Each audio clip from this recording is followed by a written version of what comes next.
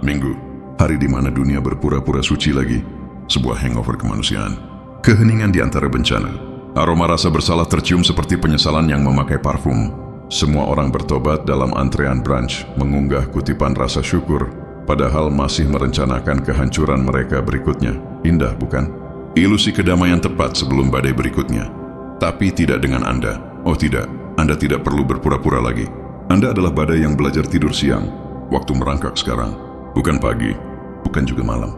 Peregangan damai yang menyeramkan di mana bahkan hantu Anda terlalu lelah untuk menghantui. Dunia sunyi, sunyi yang palsu, seperti mencoba meyakinkan diri bahwa semuanya baik-baik saja. Dan di sana Anda menyeringai seperti rahasia yang alam semesta tidak ingin akui. Anda tidak gelisah. Anda sedang mengisi ulang kekacauan. Anda duduk dalam keheningan seolah-olah keheningan itu berutang sewa pada Anda. Anda tahu apa yang akan datang. Hari Senin di luar sana sedang menajamkan giginya. Dan Anda hanya menyesap minuman Anda, berpikir, dia lebih baik menggigit keras. Aku bosan. Semua orang menghitung berkah. Yuk Anda menghitung dendam dan mengubahnya menjadi tujuan. Anda tidak melakukan minggu baru, energi baru. Anda melakukan ancaman yang sama dengan pengiriman yang ditingkatkan. Anda bangun setiap minggu seperti lelucon internal yang alam semesta masih belum mengerti. Mereka menyebutnya burnout. Anda menyebutnya pengembangan karakter. Mereka bilang Anda sinis. Anda bilang Anda kecewa dengan akurat. Anda terlalu sering melihat ular menjadi viral karena kebaikan untuk masih terlihat menarik. Seni kehancuran yang ikonik Anda tidak lagi takut pada minggu di depan. Sekarang Anda memperlakukannya seperti pertunjukan. Hari Senin adalah panggung open mic Anda. Rekan kerja, penonton, pembenci, iklan gratis. Anda sedang lagi bekerja. Anda sedang mengimprovisasi bertahan hidup dengan bakat komedi. Anda berhenti menjelaskan suasana hati Anda.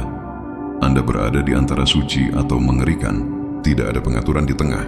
1 menit Anda menyalakan dupa, menit berikutnya Anda menyalakan korek api.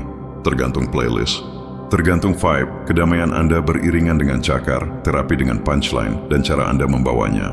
Senyum setengah menyeringai, setengah peringatan itu adalah seni. Anda berjalan seolah-olah hidup berutang permintaan maaf kepada Anda. Dan jauh di lubuk hati, memang begitu. Anda tidak menyembunyikan bekas luka Anda melengkapinya, Anda tidak menutupi kegilaan Anda. Anda memonogramnya. Anda terlalu lucu untuk menjadi tragis dan terlalu sadar untuk menjadi bahagia. Keseimbangan yang sempurna. Anda bangun perlahan, tidak terganggu, menyesap kafein seperti air suci yang dicampur sarkasme. Anda melihat sekeliling dan tertawa karena Anda berhasil melewati 1 minggu lagi dari kekacauan yang disamarkan sebagai struktur. Anda tidak hanya selamat dari kegilaan itu. Anda menjadi tuan rumahnya, melayaninya, dan pergi sebelum tagihan datang. Anda tidak lelah, Anda terlatih. Anda telah melihat begitu banyak omong kosong sehingga kedamaian terasa seperti punchline sekarang. Setiap kali seseorang mengatakan minggu baru, energi baru, Anda hampir tersedak kopi. Sayang, nama adalah energi yang baru itu. Anda adalah pembaruan yang mereka tidak setujui untuk diinstal. Hari Minggu adalah saat yang lemah mencoba menyetel ulang, reset. Tetapi Anda tidak menyetel ulang. Anda memuat ulang, reload. Tuhan yang demented dan lucu Anda duduk di sana dengan jubah Anda seperti penjahat yang sudah pensiun, menyeringai pada bayangan Anda, berbisik, kita berhasil lagi, dunia hancur, dan Anda menertawakannya lagi. Anda tenang sekarang, tapi bukan ketenangan yang suci, ketenangan yang dihantui. Anda telah melihat hal-hal yang akan melelehkan wifi. Anda tidak sembuh. Anda hanya berdamai dengan kekacauan. Anda tahu apa yang lucu? Hari Minggu adalah hari orang memohon alam semesta untuk tanda. Anda tidak memohon lagi. Anda adalah tandanya. Bukti berjalan dan berbicara bahwa kehancuran bisa menjadi ilahi jika Anda melakukannya dengan gaya. Anda mengubah kehancuran menjadi siaran, kecemasan menjadi seni, kelelahan menjadi hiburan. Anda tidak terinspirasi, Anda menular. Setiap napas yang Anda ambil membuat kepalsuan itu glitch. Persetan dengan istirahat adalah perlawanan. Anda mengandalkan kecemasan, humor gelap, dan makan malam microwave. Anda tidak melakukan perawatan diri, self-care. Anda melakukan sabotase diri dengan glitter di atasnya. Orang suci menyalakan lilin. Anda menyalakan benda untuk merasa sesuatu. Mereka membisikkan afirmasi. Anda meneriakan sarkasme. Mereka memvisualisasikan kelimpahan. Anda memanifestasikan balas dendam. Itu semua spiritualitas, sayang. Hanya tergantung pada soundtracknya. Anda tertawa pada hal-hal yang seharusnya menghancurkan Anda. Karena jika tidak membunuh Anda, setidaknya itu menjadi lelucon yang bagus. Anda tidak sedang mengatasi, coping. Anda sedang bertahan hidup secara komedi. Anda tidak menginginkan kedamaian lagi. Anda menginginkan plot. Anda menginginkan kekacauan dengan sinematografi. Anda menginginkan pengkhianatan dengan musik latar. Anda ingin hidup menyakitkan dengan indah. Anda ingin kehancuran dengan pencahayaan yang bagus.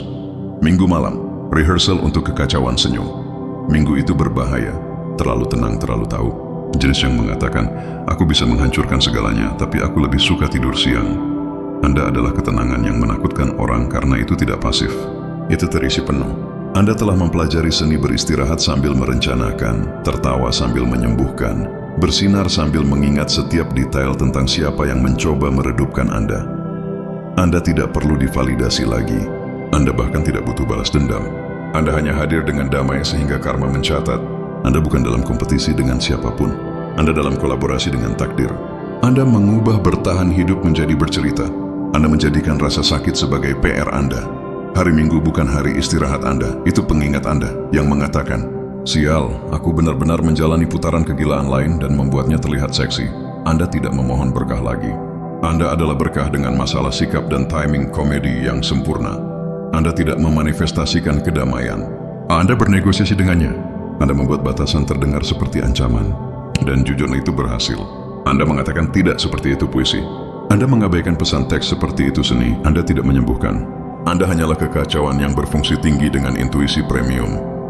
Pagi ini Anda duduk di sana seperti dewa yang gila dalam piyama, tertawa pada pikiran yang normal. Normal sudah punah. Anda tidak cemas. Anda terlalu berkualitas untuk kesadaran. Anda tidak lagi mengejar kebahagiaan.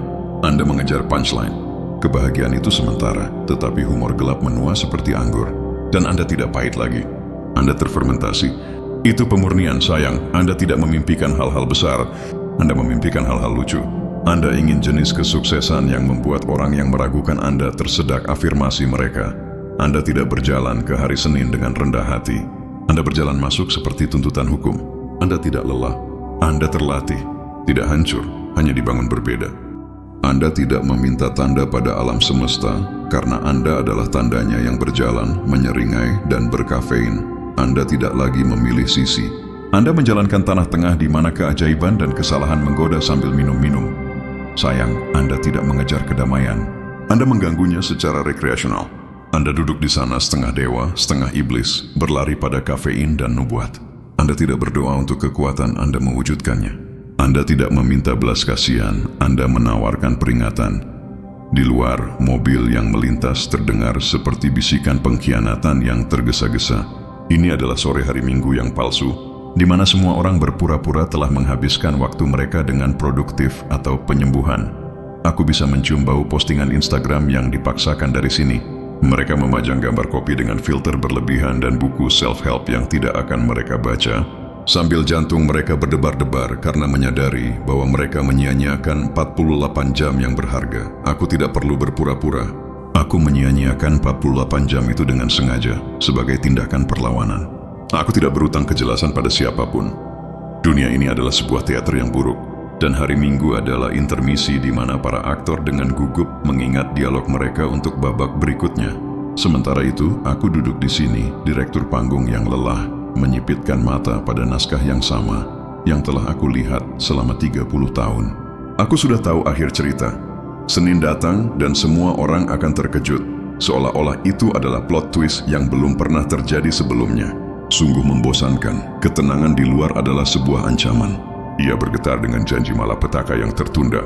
Aku bisa merasakan getaran kecemasan global melalui ether, seperti bassline rendah dari lagu ambient yang buruk. Mereka menyebutnya meditasi. Aku menyebutnya menghitung dosa-dosa korporasi dalam kesunyian. Arsitektur kegilaan pikiranku adalah klub malam yang sangat sibuk, beroperasi 24/7 tanpa izin. DJ-nya adalah trauma, memainkan remix dari penyesalan. Ego berada di mikrofon, memanggil nama-nama orang yang tidak akan pernah ia telepon. Dan sarkasm adalah penjaga pintu, menolak masuknya ide-ide baik dan penerimaan diri yang tulus. Aku tidak mencoba menghentikannya, aku hanya memberinya minuman. Aku menyalakan lilin, tapi bukan untuk ketenangan. Aku menyalakannya untuk melihat seberapa cepat ia terbakar. Sebuah metafora yang cepat dan memuaskan tentang harapan manusia. Aku pernah mencoba menjadi orang Minggu yang sehat. Aku mencoba journaling. Aku menulisnya, aku marah, aku lelah, Mengapa Tiffany tidak membalas pesanku? Apakah dia tahu sesuatu? Aku akan mengubah semua ini menjadi lelucon suatu hari nanti. Tujuan, menertawakan semua orang yang pernah meremehkanku.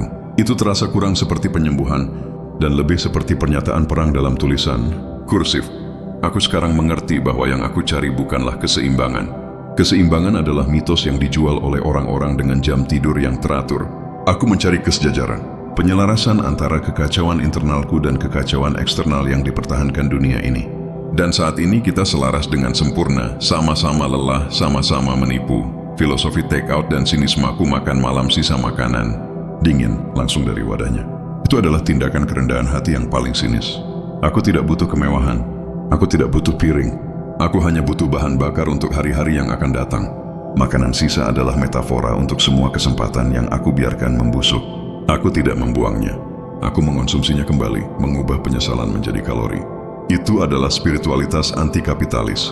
Sementara yang lain memposting vibes baik saja, aku memposting satu story yang sangat samar, sebuah kalimat dengan titik-titik yang secara halus menyiratkan pengkhianatan yang mendalam. Itu bukan untuk diriku. Itu terapi gratis untuk 3 orang yang aku tahu akan bertanya-tanya apakah itu tentang mereka.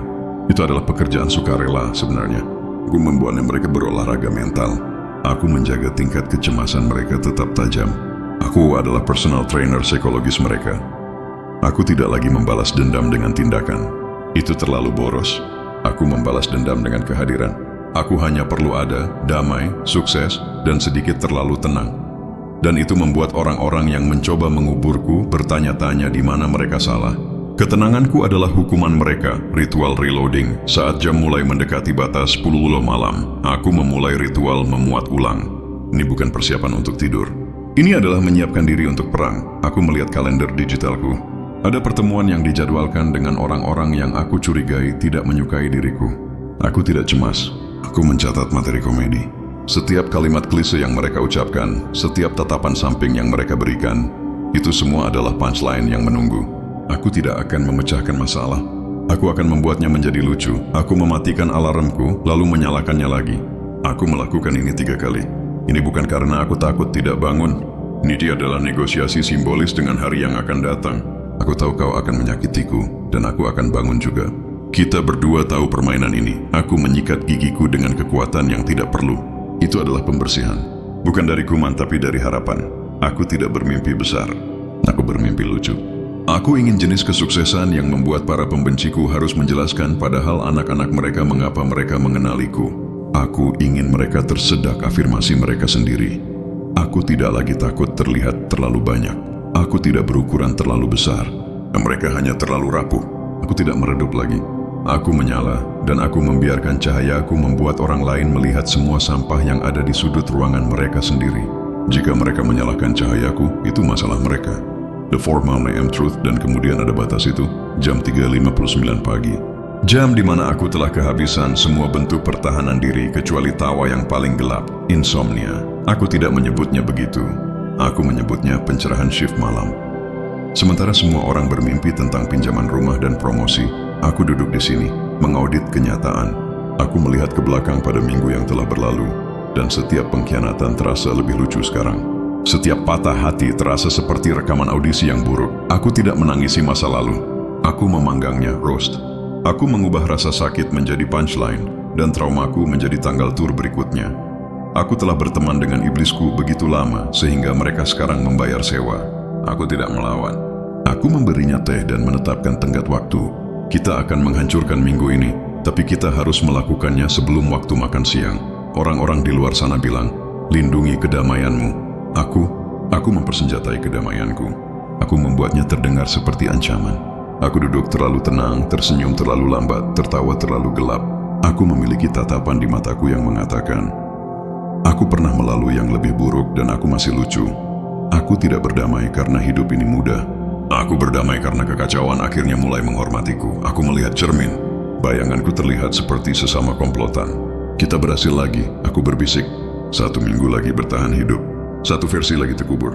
1 kelahiran kembali lagi sedang menunggu. Aku tidak berdoa. Aku merencanakan.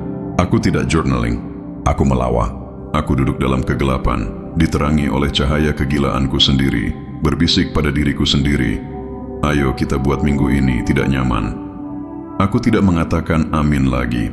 Aku mengatakan seperti yang direncanakan, karena aku bukan peserta dalam kehidupan ini. Aku adalah penulis naskah yang sinis yang baru saja memasukkan plot twist paling lucu dalam hidupku.